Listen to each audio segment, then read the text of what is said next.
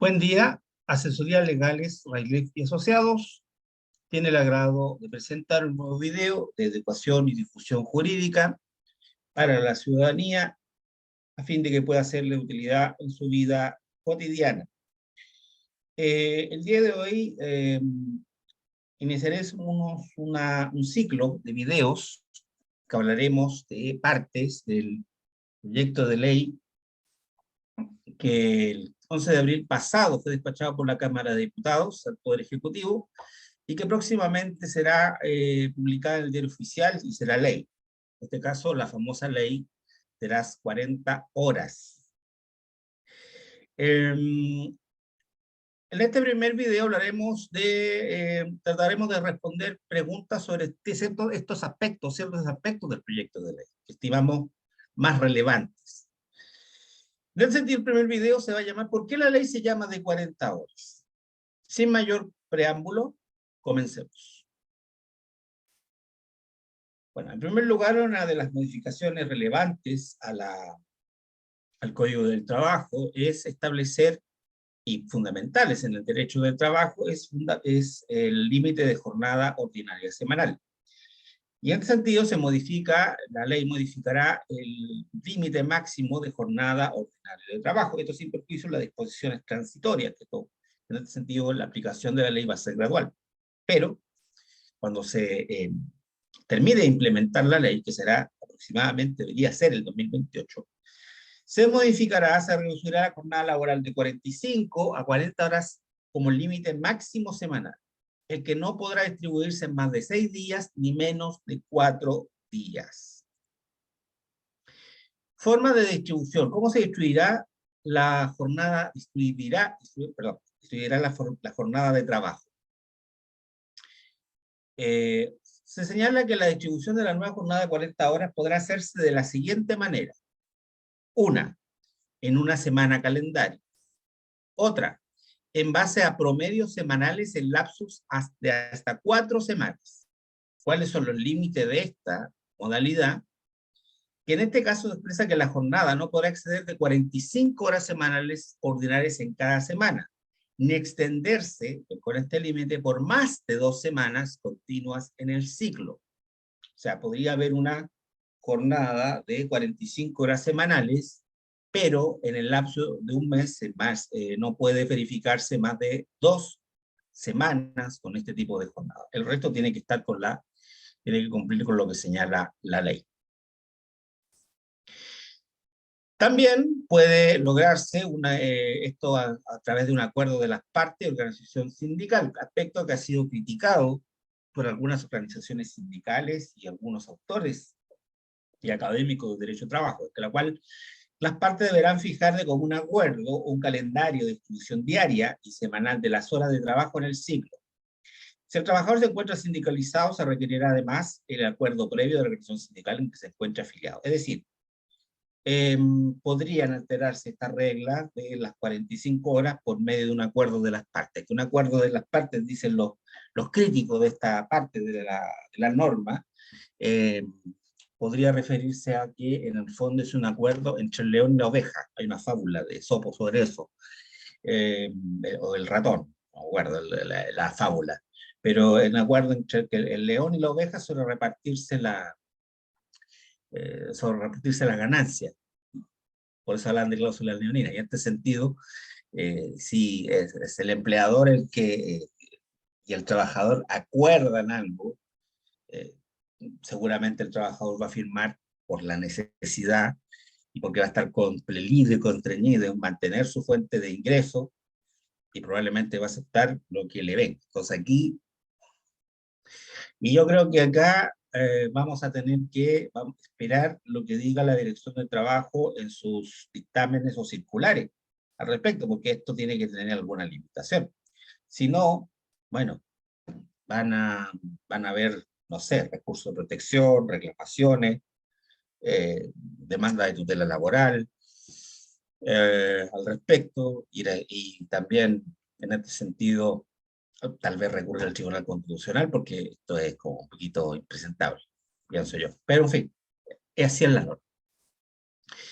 También se establecen acuerdos de alternativa de distribución de jornada. Las partes podrán acordar diferentes alternativas de distribución de jornada de un ciclo, debiendo el empleador comunicar al trabajador con al menos una semana de anticipación la alternativa que se aplicará en el ciclo siguiente. Es un tema de anticipación, solamente que se aplicará una semana. Yo creo que me parece lo más normal posible, independientemente que un acuerdo en la cual se trate de vulnerar el tema de la limitación y al final quedemos lo mismo, el trabajador quede en la misma situación que con la ley actual, la ley de las 45 horas, bueno, pero por lo menos esa es una regla de criterio bastante aceptable y lógica, avisar con una semana de anticipación.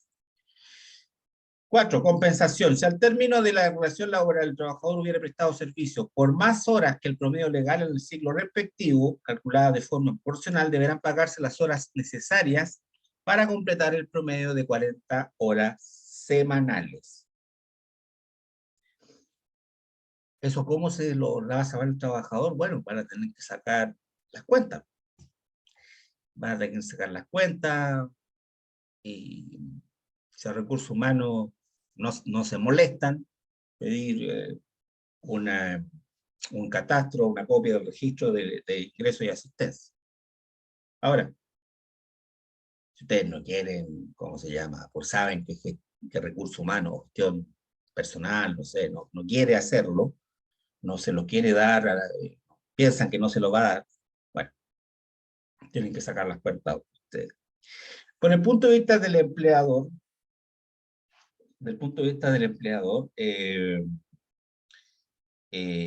este cálculo es necesario y debería incluirse en la liquidación de remuneración. Por lo tanto, en esos dos aspectos, este tema de la compensación de forma proporcional tiene que partir de la base de un registro establecido y escrito, o que pueda uno recabar datos para precisamente determinar el cálculo de cuál es el pago de las horas que hay que determinar para completar el promedio de las 40 horas semanales. Excepción. El límite señalado podrá pasar a ser de 52 horas semanales en el caso de que exista negociación colectiva o pacto directo con el empleador y sindicatos, cuestión que solamente será aplicable a los afiliados de estos. No sé. Llama la atención.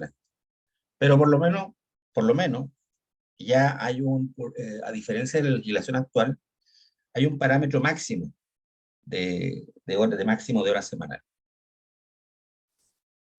Límite de 2 horas extras. Y esta modificación estimo que es importante. En ningún caso, la suma de la jornada ordinaria y extraordinaria podrá superar las 52 horas semanales.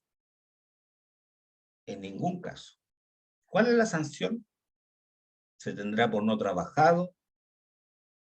Habrá una multa. ¿Qué pasa con la permanece? Bueno, la ley no dice nada respecto a que se deroga o no se deroga la obligación de que conste un pacto por escrito, el consignar que el trabajador va a hacer horas extraordinarias. Pues no hay nada. Eso se mantiene.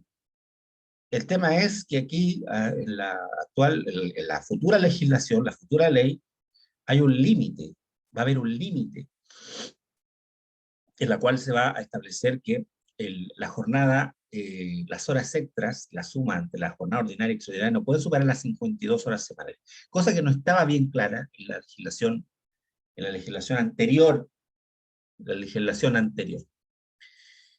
por lo tanto, también es una pauta importante para el empleador a la hora de poder establecer hasta cuántas horas extras puedo pagar.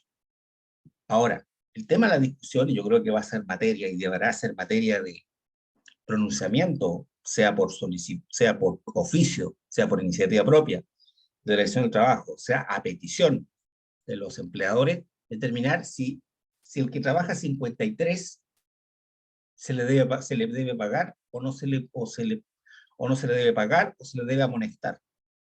¿Qué situación? ¿Qué pasa ahí? Hora de ingreso y salida diferidas. En este sentido hablamos de la futura ley va a hablar de las que son las bandas horarias. El proyecto en cuestión establece que padres y padres trabajadores de niños y niñas de hasta 12 años, las personas que tengan el cuidado personal de estos, tendrán derecho a una banda de 2 horas en total, dentro de la cual podrán anticipar o retrasar hasta en 1 hora el comienzo de las labores, de sus labores, determinando también el horario de salida al final de la jornada. Si ambos padres son trabajadores, cualquiera de ellos podrá hacer uso de este derecho a elección de la madre. A ver, para los empleadores es importante, dentro de la carpeta de antecedentes personales, tener el dato, la información de la familia, el grupo familiar del trabajador y trabajadora. ¿Cuántos hijos tiene? Si esta es madre, si la mujer es jefa de hogar, o es una pareja, padre y madre. ¿Cuántos hijos tiene y qué edad tiene? Y en ese sentido, no sería una vulneración de nada, de ningún derecho, el pedir como información el certificado de nacimiento de los hijos del trabajador o trabajadora. ¿Para efecto de qué? Precisamente que es algo que es un beneficio para ellos. El establecer este derecho a una banda horaria. Ahora, todo esto tiene que ser quizás, para esto le hablo a los empleadores, para siempre tiene que haber una colaboración, una coordinación, no una imposición. Y tratar de conversar las cosas y ponerse de acuerdo. Y aquí ponerse de acuerdo de verdad en este sentido. Esa sería como mi recomendación para poder aplicar, que me parece una norma bastante de sentido común.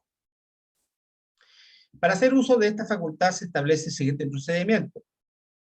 El trabajador deberá entregar al empleador certificado de nacimiento o una sentencia que otorgue el cuidado personal de un niño o niña. Evidente. El empleador, ahora, ¿puede negarse el empleador a este derecho? Sí, en los siguientes casos. Si la empresa funciona en un horario que no permita anticipar o postergar la jornada de trabajo.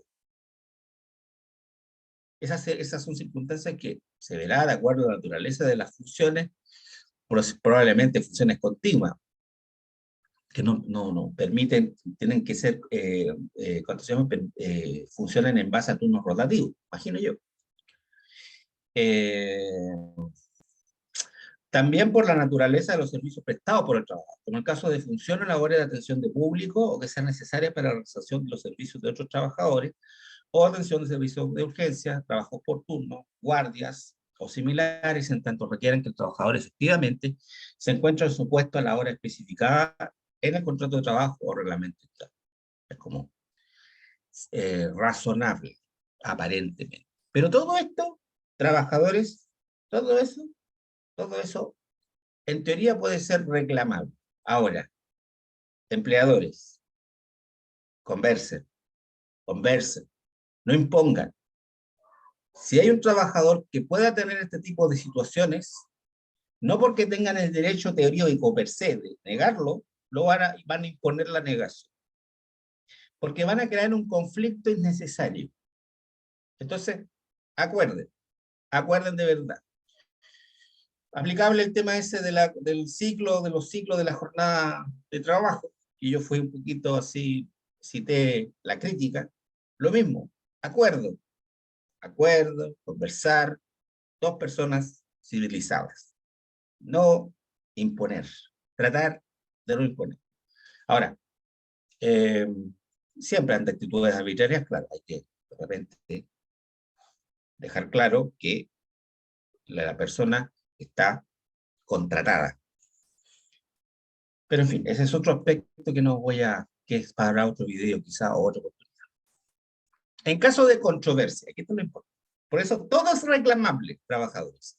Todo es reclamable. En teoría, todo es reclamable. Por eso, empleadores, hay que conversar. En caso de controversia, a petición de cualquiera de las partes, el empleador incluso también, si hay alguna molestia, viene alguna molestia, alguna cosa media extraña del trabajador, pueden pedir a ustedes, empleadores, a la inspección del trabajo, si la labor se encuentra descrita en alguna de las situaciones señaladas.